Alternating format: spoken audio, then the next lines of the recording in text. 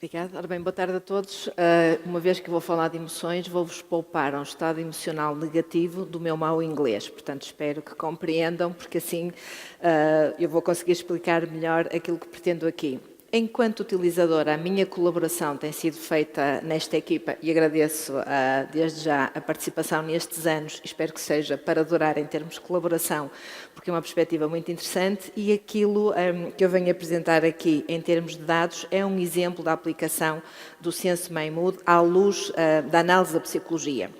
Um primeiro aspecto, quando nós começamos a falar desta aplicação, tivemos o cuidado de, enquanto equipa, discutir o que é que se iria avaliar. E como devem imaginar, portanto, há algumas cenas assim um bocadinho interessantes da perspectiva dos engenheiros ou dos técnicos, ou técnicos no sentido das ciências mais técnicas e dos psicólogos, e houve a preocupação de não escolhermos emoções à toa, mas emoções ancoradas numa teoria.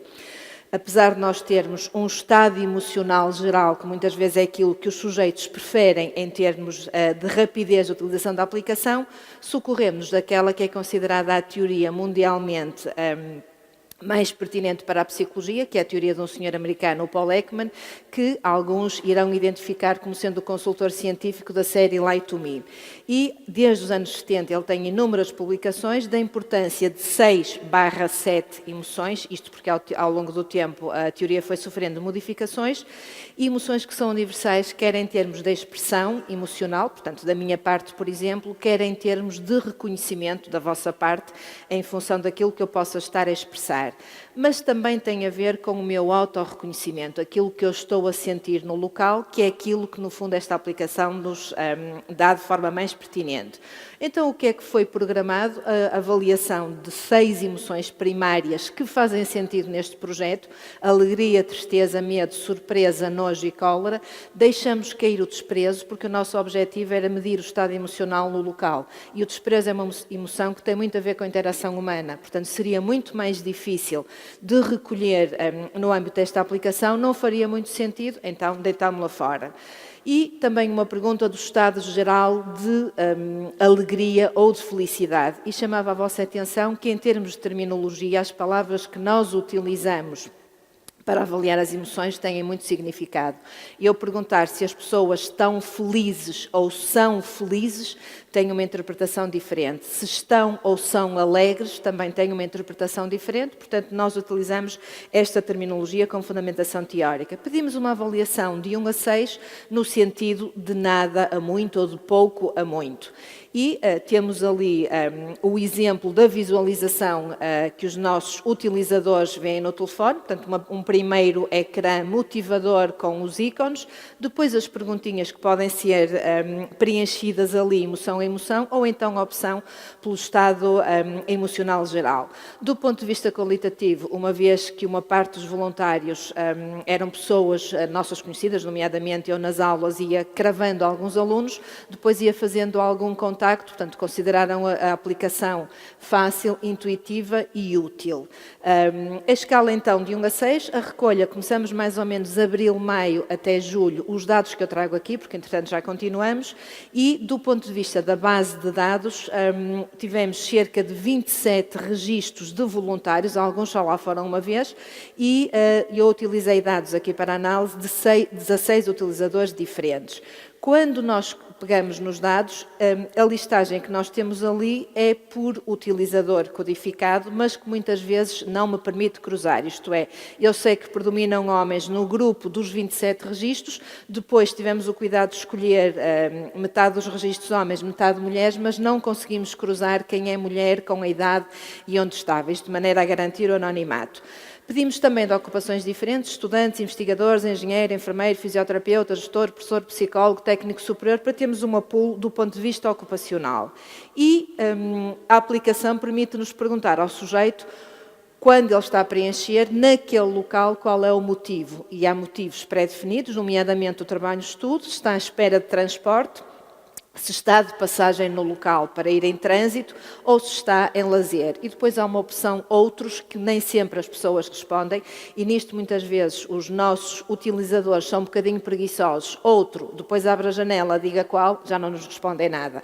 Portanto, os motivos que estão ali, ou porque moro aqui, ou porque ia para uma consulta, portanto as pessoas não se revêem em alguns daqueles motivos e preenchem um outro, ou então não nos dizem nada. Como devem reparar, predomina o trabalho ao estudo ou o lazer em termos da percentagem de respostas. Estes são os resultados à luz daquilo que interessa para a psicologia. Por exemplo, um resultado médio do estado emocional desta grande amostra. Vemos ali a análise geral do grau de felicidade, mas vemos depois ali as emoções discriminadas.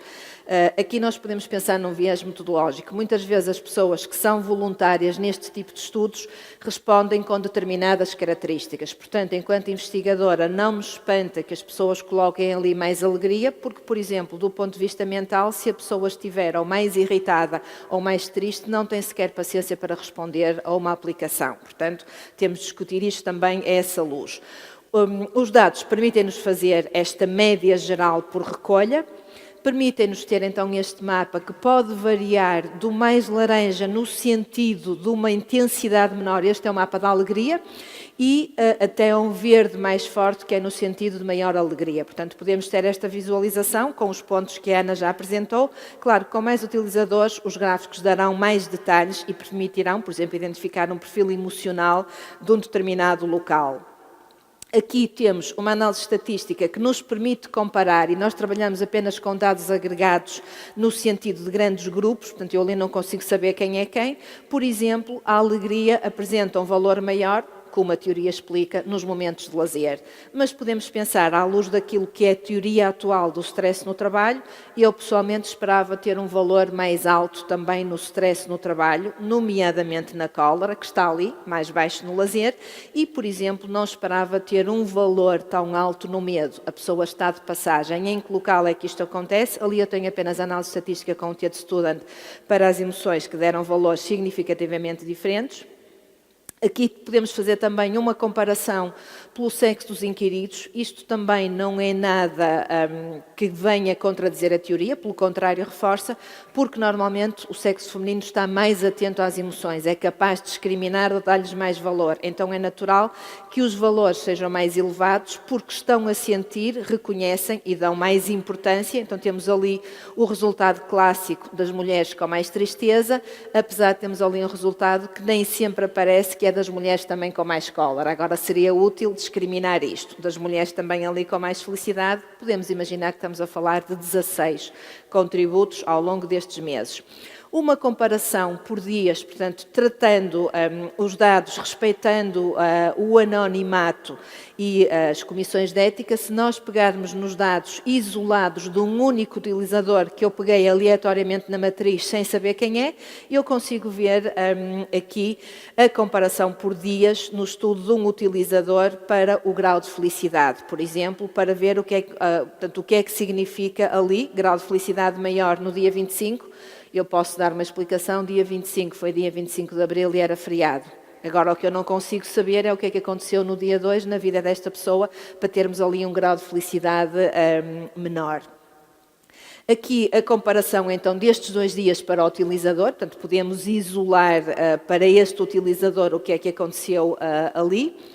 E temos também num utilizador, portanto, num outro caso da matriz, em termos de emoção, também nos permite perceber naquela pessoa, consoante está naquele local com os motivos, quais são as emoções sentidas.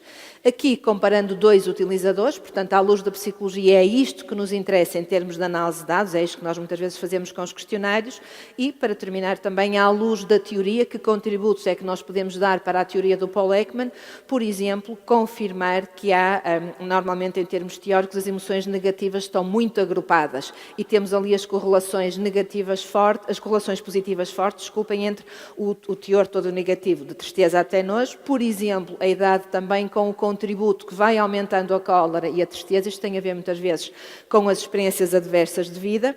E, em termos de utilidade, conseguirmos, na psicologia, identificação de padrões emocionais por indivíduo local, respeitando o anonimato, Se nós conseguirmos avançar, por exemplo, a pessoa poder ceder estes dados médios da sua visualização a um terapeuta para discutir esta monitorização frequente, ao longo do tempo um terapeuta poderá, com os dados fornecidos pelo próprio utente, comparar características individuais para o participante, o seu autoconhecimento do estado emocional. Isto é muito importante porque eu tive participantes que me diziam: eu não tinha a noção daquilo que estou a sentir, a aplicação permite-me olhar para ali e comentar, por exemplo, o grau de cólera ou de tristeza. Para a psicologia ambiental, o ordenamento do território e o impacto emocional no local, por exemplo, se pensarmos na criminologia ambiental e no sentimento de insegurança, o contributo para a teoria das emoções. Futuro, o que é que eu, como investigadora de psicologia, estou à espera de cravar à equipa, de evolução em termos de visualização dos dados, de evolução que me permita fazer estas grandes comparações e depois cruzar com os dados dos sensores ambientais que já foram recolhidos. Eu também gostaria de agradecer à equipa, portanto, toda, porque têm sido uma paciência inesgotável para as minhas dúvidas, nomeadamente o pobre João, em que o telemóvel avaria sempre na minha mão ou tem sempre um problema, portanto lá vai ela à psicologia dizer já não deu para recolher e que depois eu vou tirando sempre as dúvidas. Portanto, gostei muito de participar no projeto e espero continuar. Obrigado. Muito obrigado.